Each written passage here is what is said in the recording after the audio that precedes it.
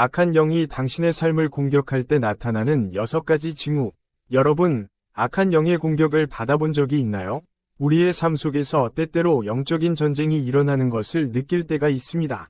이때 우리는 그것이 단순한 우연인지 아니면 영적 공격인지 분별하기 어려울 때가 많습니다. 오늘은 악한 영이 우리의 삶을 공격할 때 나타나는 6가지 징후에 대해 이야기하려고 합니다. 이를 통해 우리는 영적인 공격을 분별하고 하나님께 의지하여 승리할 수 있는 길을 찾을 수 있을 것입니다. 함께 이 징후들을 살펴보며 우리의 삶을 어떻게 지켜야 할지 고민해 보겠습니다. 첫 번째 징후, 끊임없는 부정적인 생각과 두려움. 악한 영이 우리의 삶을 공격할 때 가장 먼저 찾아오는 것은 끊임없는 부정적인 생각과 두려움입니다. 성경은 우리의 마음과 생각이 영적 전쟁의 주요 전장이 된다고 말합니다. 베드로전서 5장 8절은 이렇게 경고합니다. 근신하라 깨어라 너희 대적 마귀가 오는 사자같이 두루다니며 삼킬 자를 찾나니. 악한 영은 우리의 생각 속에 끊임없는 두려움과 불안을 심어 우리의 마음을 지치게 만듭니다. 두려움은 하나님께서 주신 마음이 아닙니다. 디모데후서 1장 7절은 하나님이 우리에게 주신 것은 두려워하는 마음이 아니요 오직 능력과 사랑과 절제하는 마음이라 고 말합니다. 악한 영은 우리에게 하나님이 아닌 다른 것에 집중하게 만들며 두려움과 부정적인 생각을 통해 우리의 믿음을 약화시키려 합니다. 이러한 생각들이 반복적으로 떠오를 때 우리는 하나님께로 돌아가야 합니다. 우리의 마음을 하나님께 내어드리고 그분의 평안으로 채워지기를 구해야 합니다. 악한 영은 우리의 생각 속에서 우리를 지치게 하는 공격을 반복적으로 시도합니다. 우리가 어떤 일을 하든지 부정적인 결과를 예상하게 만들고 불안과 두려움이 가득하게 합니다. 이런 상태가 지속되면 우리는 점점 자신감을 잃고 하나님께서 주신 목적을 잊어버리게 됩니다. 이때 우리는 하나님의 말씀을 통해 우리의 생각을 변화시켜야 합니다.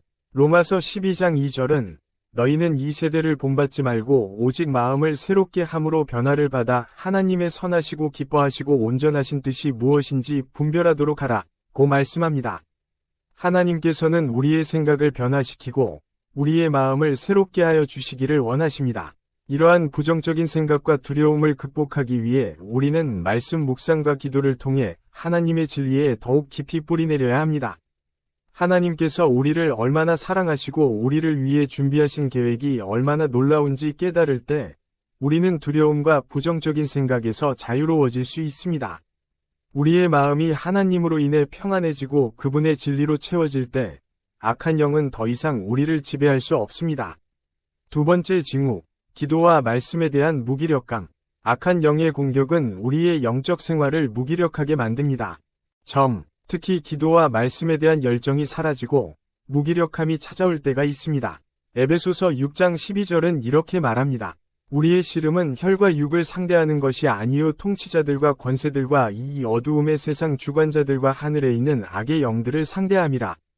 우리는 영적 전쟁 속에서 기도와 말씀이 가장 강력한 무기임을 알아야 합니다.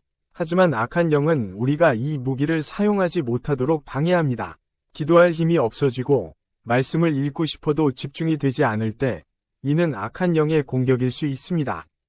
이럴 때 우리는 반드시 기도와 말씀으로 돌아가야 합니다. 기도는 우리의 영혼을 새롭게 하고 말씀은 하나님의 진리로 우리를 무장시킵니다.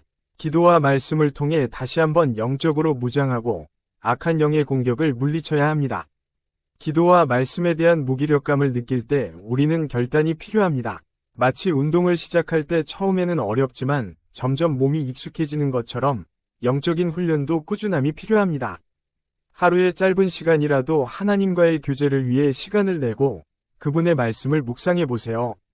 하나님은 우리의 작은 순종과 결단을 기뻐하시며 그 안에서 일하십니다.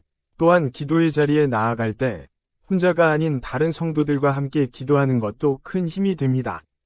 서로의 기도 제목을 나누고 함께 하나님께 나아갈 때 우리는 더욱 강력한 영적 무장을 할 수 있습니다. 또한 말씀을 읽을 때 단순히 읽는 것에 그치지 않고 말씀을 깊이 묵상하고 적용해 보세요. 하나님께서는 우리가 그분의 말씀을 통해 삶의 변화를 경험하기를 원하십니다. 말씀을 통해 하나님께서 무엇을 말씀하시는지 귀 기울이고 그 말씀을 삶에 실천하는 것이 악한 영의 공격을 물리치는 방법입니다.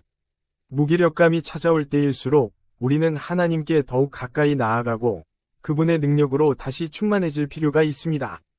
세 번째 징후, 관계의 불화와 갈등. 악한 영은 우리의 삶에서 중요한 관계를 파괴하려 합니다. 가족, 친구, 교회 공동체 등 가까운 사람들과의 관계에서 불화와 갈등이 반복적으로 발생할 때 이는 악한 영이 우리를 공격하고 있다는 증거일 수 있습니다. 에베소서 4장 26에서 27절은 이렇게 경고합니다. 분을 내어도 죄를 짓지 말며 해가 지도록 분을 품지 말고 마귀에게 틈을 주지 말라.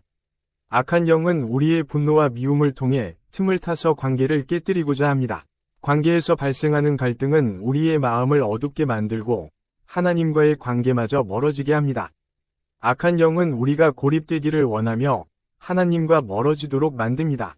이럴 때일수록 우리는 화해와 용서를 선택해야 합니다. 하나님의 사랑으로 관계를 회복하고 마귀가 틈타지 않도록 마음을 지켜야 합니다. 서로에게 사랑을 베풀고 이해하려는 노력이 악한 영의 공격을 막는 강력한 방어가 될 것입니다. 관계의 갈등을 해결하기 위해 우리는 먼저 하나님 앞에 나아가 우리의 마음을 정직하게 내어놓아야 합니다. 갈등의 원인이 무엇인지, 내 안에 해결되지 않은 분노나 상처가 있는지 하나님께 묻고 그분의 도우심을 구해야 합니다. 또한 상대방을 용서하는 것은 하나님의 명령입니다. 용서는 우리의 마음을 자유롭게 하고 악한 영이 우리를 붙잡는 것을 막아줍니다. 용서하기 어렵다면 하나님께 용서할 수 있는 힘을 달라고 기도하세요. 하나님은 우리의 약함을 아시며 우리를 도와주십니다. 그리고 갈등이 있을 때 우리는 대화를 통해 문제를 해결하려는 노력이 필요합니다.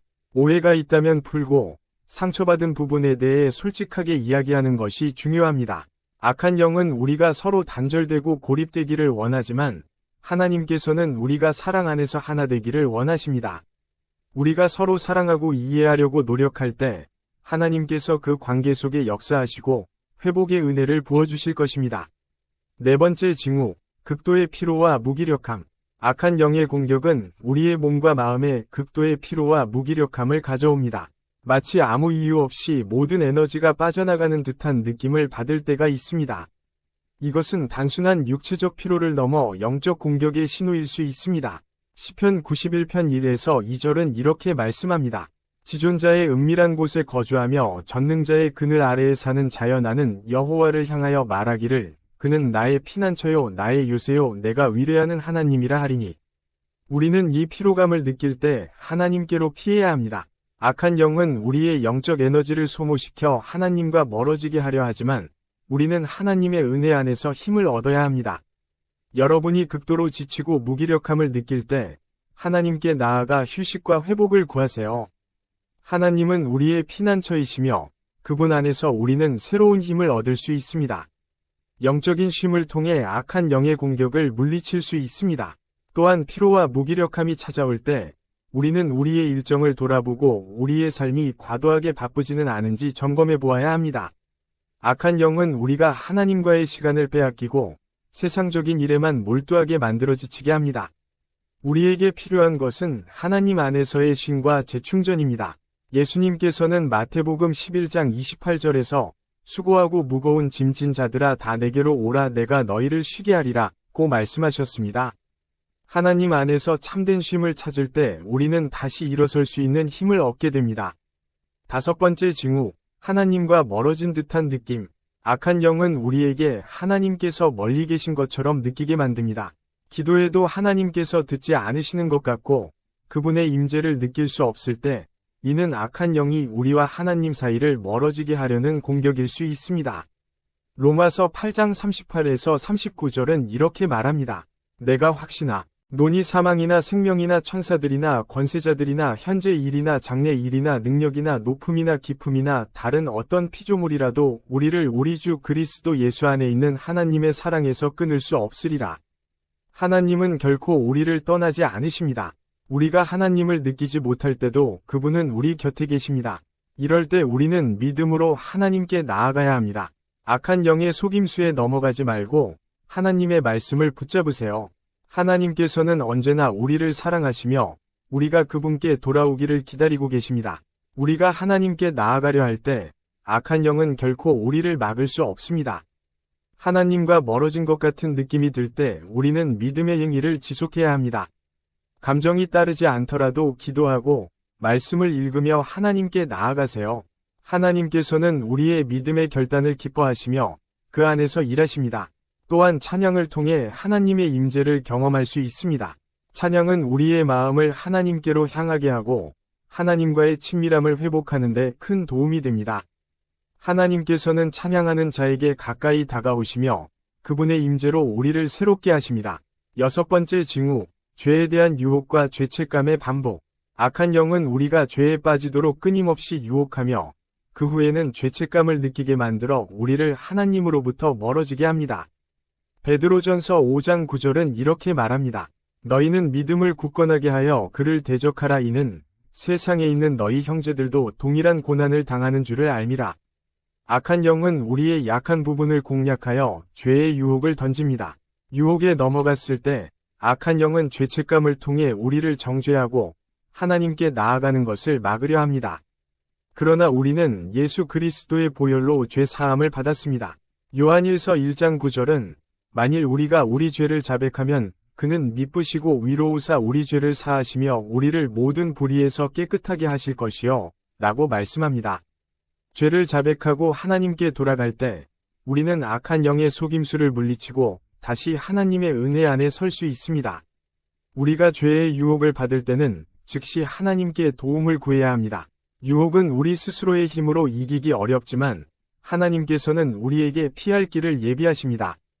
고린도전서 10장 13절은 사람이 감당할 시험 밖에는 너희에게 당한 것이 없나니 오직 하나님은 미쁘사 너희가 감당하지 못할 시험 당함을 허락하지 아니하시고 시험 당할 즈음에 또한 피할 길을 내사 너희로 능히 감당하게 하시느니라 고 말합니다. 하나님께 의지할 때 우리는 죄의 유혹을 이길 수 있습니다. 또한 죄책감에 사로잡힐 때 우리는 예수 그리스도의 십자가를 바라봐야 합니다. 예수님께서 우리의 죄를 대신하여 십자가에서 죽으심으로 우리는 자유함을 얻었습니다. 죄책감은 우리가 하나님께 나아가는 것을 방해하는 도구일 뿐입니다. 그러나 우리는 하나님께서 이미 우리를 용서하셨음을 믿고 그분의 은혜 안에서 새로운 시작을 할 수 있습니다. 하나님께서는 우리를 정죄하지 않으시고 언제나 우리를 다시 받아주십니다. 마무리하며 적용해 볼까요? 오늘 우리는 악한 영이 우리의 삶을 공격할 때 나타나는 6가지 징후에 대해 살펴보았습니다. 끊임없는 부정적인 생각과 두려움, 기도와 말씀에 대한 무기력감, 관계의 불화와 갈등, 극도의 피로와 무기력함, 하나님과 멀어진 듯한 느낌, 그리고 죄에 대한 유혹과 죄책감의 반복. 이러한 징후들을 발견할 때 우리는 하나님께 더욱 가까이 나아가야 합니다. 하나님의 말씀으로 무장하고 기도로 무릎 꿇으며 그분의 사랑과 은혜를 붙잡으세요. 하나님께서는 우리를 보호하시고 악한 영의 공격에서 승리할 수 있도록 힘을 주실 것입니다. 우리는 이 6가지 징후를 분별할 줄 알아야 합니다. 악한 영의 공격을 받는다고 느낄 때마다 하나님께 나아가세요. 하나님께서는 우리를 위해 싸우시며 언제나 우리 편에 서 계십니다. 영적인 전쟁에서 승리하려면 우리는 날마다 하나님의 진리로 무장하고 믿음의 방패를 들어야 합니다. 예수 그리스도께서 이미 승리를 이루셨으며 그분의 승리가 우리의 승리임을 기억하세요. 하나님께서 주시는 평안과 힘을 의지하여 이 영적 전쟁에서 승리하는 여러분이 되기를 축복합니다. 우리에게는 하나님의 전신갑주가 필요합니다. 에베소서 6장 13절은 그러므로 하나님의 전신갑주를 취하라. 이는 악한 날에 너희가 능히 대적하고 모든 일을 행한 후에 서기 위함이라 고 말씀합니다. 하나님께서 주시는 무기로 무장하여 매일의 삶 속에서 악한 영의 공격을 이기고 승리합시다. 기도로 마무리하겠습니다. 사랑과 은혜가 충만하신 하나님 아버지, 오늘 우리의 삶 속에서 악한 영의 공격을 분별하고 대적할 수 있는 지혜를 주셔서 감사합니다. 우리의 마음이 부정적인 생각과 두려움에 사로잡히지 않도록 지켜주시고 기도와 말씀으로 무장하여 영적 전쟁에서 승리하게 하옵소서. 우리의 관계를 회복시키시고 지친 영혼을 회복시켜 주옵소서. 언제나 우리와 함께 하시는 하나님의 사랑을 믿으며 악한 영의 공격에서 보호받기를 원합니다. 예수님의 이름으로 기도합니다. 아멘. 여러분, 오늘 이 시간이 여러분에게 영적인 도움이 되길 바랍니다. 혹시 지금 악한 영의 공격을 받고 있다고 느끼신다면 오늘 나눈 징후들을 기억하고 하나님께 나아가세요. 하나님께서는 여러분을 보호하시며 언제나 함께 하시길 원하십니다. 만약 이 메시지가 유익했다면 좋아요와 구독을 눌러주시고 이 말씀이 필요한 분들과 함께 나눠주시면 감사하겠습니다. 하나님께서 여러분의 삶 속에 평강과 힘을 주시기를 기도합니다. 기다림 속에서도 하나님께서 일하고 계심을 믿고 나아가시길 바랍니다. 다음 영상에서 뵙겠습니다. 하나님께서 함께 하시길 바랍니다.